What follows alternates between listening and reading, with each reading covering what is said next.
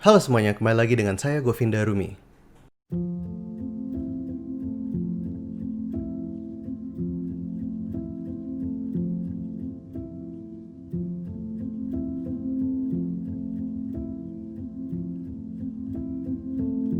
Dan di tahun ini ada dua hal yang aku kira tidak akan terjadi.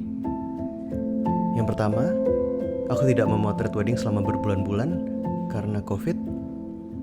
Dan yang kedua, ada sebuah lensa f1 yang bisa autofocus.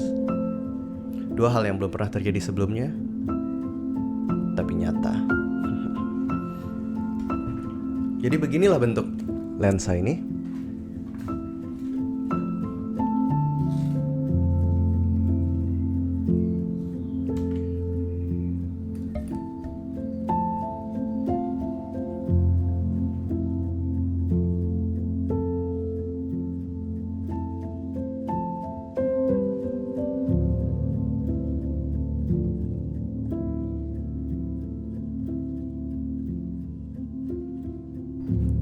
Jadi untuk speknya, sebelum kita lanjut lebih dalam, beratnya adalah 845 gram.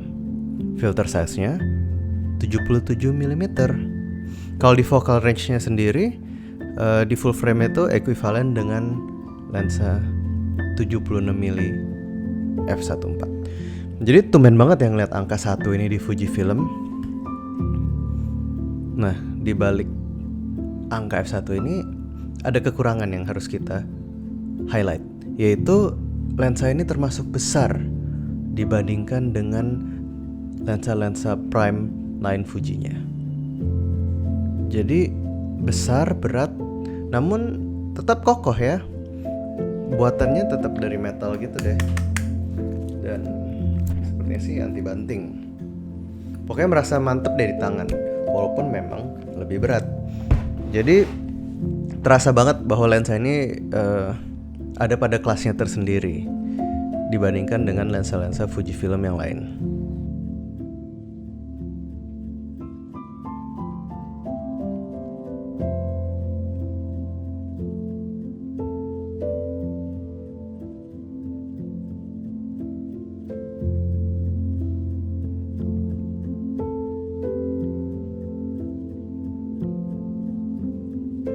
Nah, ada satu kesalahan yang aku lakukan saat kemarin melakukan pemotretan. Saking excitednya aku untuk menggunakan lensa ini, aku sampai lupa untuk update firmware. Padahal untuk mengupdate firmware ini sangat penting.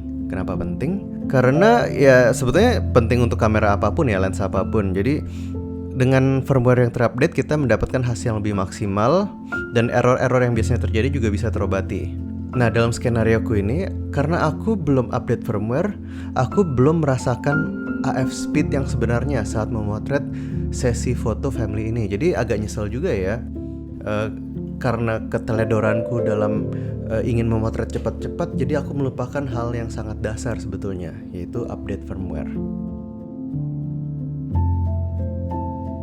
Ya, ini adalah beberapa foto saat aku motret family session di Bali. Karena belum update firmware, jadi memang speednya agak lambat. Tapi ternyata untuk locking fokus dan hasilnya itu benar-benar tidak dipungkiri bagus banget. Jadi tidak terasa seperti lensa-lensa Fujifilm yang lainnya. Dengan lensa ini aku merasakan ada dimensi yang berbeda, look yang belum pernah aku lihat sebelumnya di lensa Fujifilm lainnya.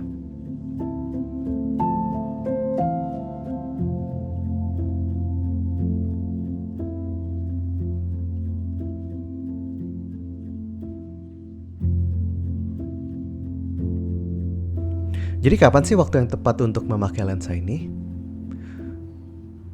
Jika aku sebagai seorang street photographer, mungkin aku tidak akan sesering itu membawa lensa ini. Karena lensa yang besar itu cenderung mencolok ya untuk orang-orang yang melihat kita saat sedang berjalan-jalan di jalanan. Jadi untuk street mungkin aku akan tidak sesering itu menggunakan lensa ini. Namun beda halnya untuk foto portrait dan mungkin wedding. Jadi disinilah lensa itu bersinar ketika kita memiliki full control dari sesi foto tersebut.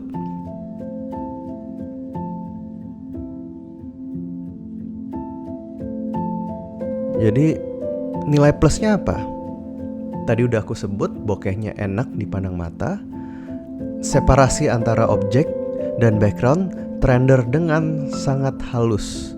Halus banget ya.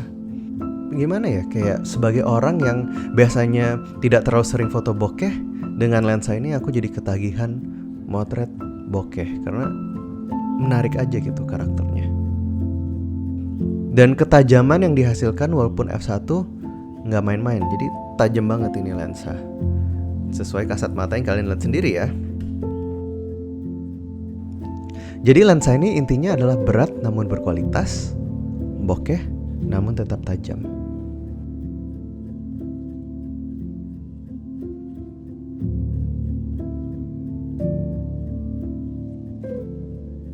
Oh ya, kalau kalian ingin tahu lebih teknikal dan lebih detail dan perbandingan lensa ini dengan lensa-lensa Fuji lainnya seperti 5612, kalian bisa lihat videonya Alvin Fauzi. Selanjutnya saya akan membahas kemampuan autofocus dari lensa ini. Autofocusnya cukup kencang untuk kategori lensa dengan diafragma sebesar ini. Low light autofocusnya bisa sampai -7 exposure value dengan phase detection autofocus. Sampai ketemu di video berikutnya. Sampai jumpa dan nikmati foto-fotonya.